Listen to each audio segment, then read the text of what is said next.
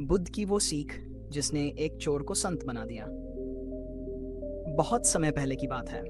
एक छोटा सा गांव था जहां गौतम बुद्ध अपने शिष्यों के साथ कुछ दिन प्रवास कर रहे थे। गांव के लोग बुद्ध से बहुत प्रभावित थे।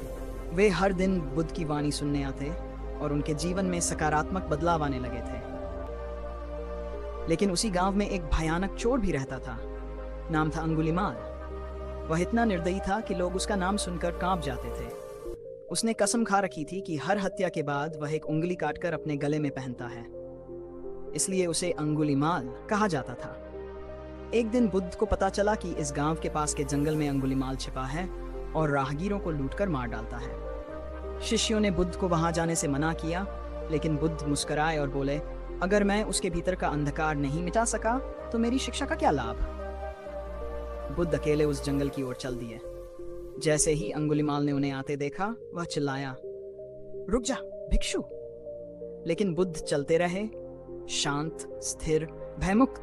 अंगुलीमाल ने फिर कहा, मैंने कहा रुक जा। बुद्ध रुके, उसकी आंखों में देखकर बोले, मैं तो कब का रुक चुका हूं, अब तू रुक जा। अंगुलीमाल चौंक गया। ये कैसा उत्तर है, तू तो चल रहा था। बुद्ध बोले, मैं संसार की बुराइयों से, लोभ, मोह और हिंसा से रुक चुका हूं, लेकिन तू अब भी हिंसा कर रहा है। अब तू रुक और देख अपने भीतर की आग को। बुद्ध की शांत वाणी, उनकी करुणा और साहस ने अंगुलीमाल को अंदर से झकझोर दिया। पहली बार उसे एहसास हुआ कि वह कितना अंधकार में जी रहा था। उसने अपने हाथ से हथियार फेंक दिया और बुद्ध के चरणों में गिरकर बोला, मुझे क्षमा करो फंते, क्या मुझे भी मुक्ति मिल सकती है। बुद्ध ने कहा, हर इंसान में बदलाव की संभावना होती है। अगर तू सच्चे मन से पश्चाताप करे तो तू भी संत बन सकता है। अंगुलीमाल ने बुद्ध की दीक्षा ली और उनके साथ भिक्षु बनकर जीवन व्यतीत करने लगा।